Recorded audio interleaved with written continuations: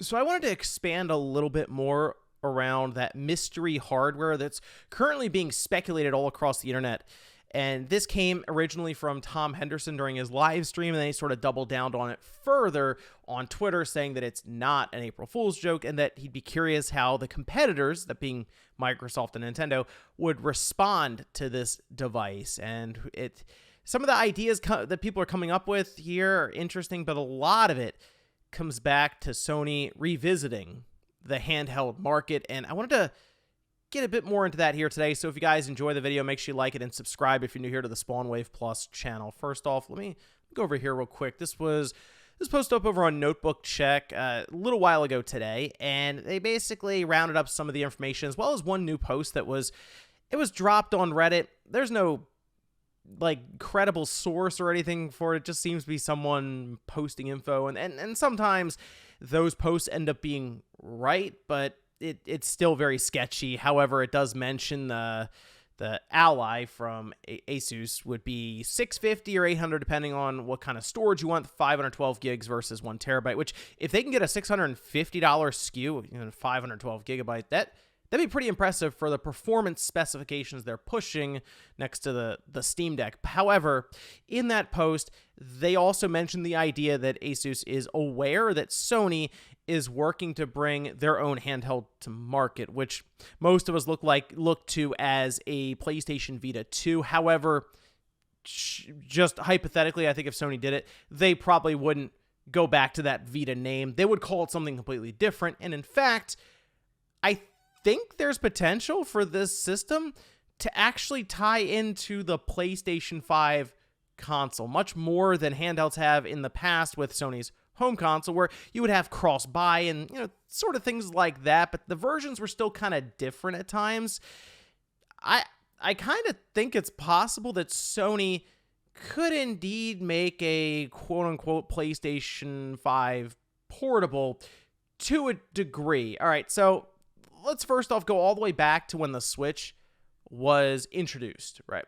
There was still skepticism out there, rightfully so, coming off of the Wii U, but the idea was compelling, that hybrid nature where home console, handheld, all tied into one, and it even caught the eye, as you'd expect, of Sony to the point where Shuhei Yoshida did make an appearance during an event and was there taking a lot of pictures and notes. Now, this is before kind of the changing of the guard with Jim Ryan coming in, who, well, he seems to have a bit of a different idea than the former heads of PlayStation did with Sean Layden and Andrew House and all of that. So maybe they were kind of observing Nintendo from afar, and in this case, even at an event, thinking, hey, if this works, we should probably have some sort of answer to this on our end. But like I said, Jim Ryan could have taken it in a completely different direction at this point. But the idea of them having new hardware that will maybe surprise the competition a bit is interesting because everyone's mind is going to that handheld system.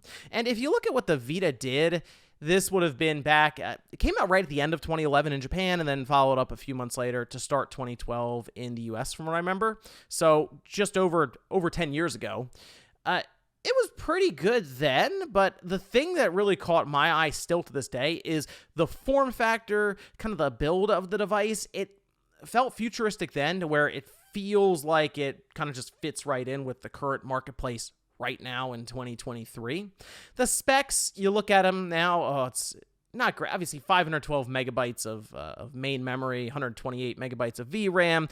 The chipset they used was from PowerVR, and it was more common then for Apple devices, from I remember, for that GPU, which, again, at the time, it was very capable, outclassed the 3DS in terms of raw specs, just not when it comes to the thing that matters, which were games. And a lot of that does have to do with Sony essentially abandoning the system before it really even had a shot, and maybe that's because the PlayStation 4 just took off immediately and never looked back at the competition, and Sony was like, well, we got to get behind this, and kind of let the Vita fall to the wayside. Indie developers and some third parties did at least try to hold the system up, but you need that main platform holder behind it in order to continue sales momentum with big-time first-party releases. That right now is the one thing that does give me pause to the idea of them revisiting a handheld. Would they be able to support the PlayStation 5 and the Vita 2, if you will, at the same time. Well, if there are different versions of the games, potentially, but what if the games themselves ran about the same on the PlayStation 5 and this new handheld? I don't necessarily mean, oh, it's going to run 60 frames, 120 frames, ray tracing, the whole deal. But what if it was essentially the same game, but kind of scaled down? The reason I bring that up is because there is a device on the market now that's kind of already doing that, and that's the Steam Deck. And in fact, if you look at some of the specifications for the Steam Deck coming in at $400, I think now it's very possible that Sony could not only replicate the Steam Deck, but maybe even improve on it a bit more, since they would have a much more focused view as to what it's supposed to be. I mean, think about the Steam Deck now. You're playing Horizon Zero Dawn on it. God of War works. Spider-Man. These are games that Sony is putting on Steam, sure, but they work fine on the handheld. Again, they're not doing the frame rate or the visual quality that the home console, the PlayStation 5 is, but that's something you give up for that portable aspect to it. Some things that obviously Sony would probably have to improve on. Battery life, that's a big one there. Although I guess when the Vita came out, battery life wasn't incredible for it with that OLED, but I feel like it was better than the Steam Deck. And then the form factor in terms of how large the Steam Deck is versus whatever Sony would come up with. But remember, this is AMD producing this chipset, and they're also producing the chipset that's going in that ROG Ally device that apparently has performance up to 2 times as good as what we have in the Steam Deck. So if Sony even came in a little above the Steam Deck, but below that Ally, and then also worked exclusively with the device and developers to essentially move versions of PS5 games over, yeah, they could have basically one version of the game they develop and then kind of scale and move it around for that handheld and their home console. And I think that would be the best way for them to approach this, rather than try to hold up a whole other platform on its own. Sure,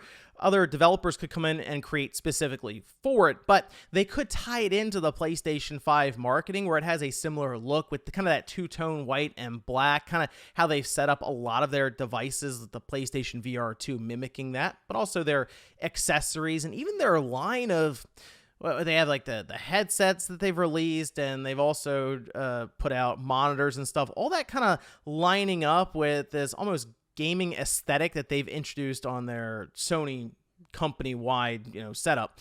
So the idea of a handheld from Sony would be intriguing. I'm still not looking at this as a likely scenario, but I am looking at it as a possible scenario, as strange as that is. And it's something I'm just going to keep an eye on here from Tom Henderson, as he's the first one that's mentioned it, especially if you don't hear anything between now and, say, like the fall. But we do see that slim PlayStation 3, or that PlayStation 3 revision with a detachable disk drive that did, once again, the information came from Tom Henderson at first. Then I'm going to come back and look at this a bit more and hoping that we get some information. Is this a Sony handheld that he's describing, or is it some monitor or TV with a PlayStation 5 just built in natively, or some weird thing, right? That's what I'm really curious about. But let me know what you guys think about this idea down below, and if you would be interested in getting a new PlayStation 5 or PlayStation handheld that was able to play a lot of these PS5 games similar to what the Steam Deck is doing now. Thanks, guys, for watching, and I'll see you next time.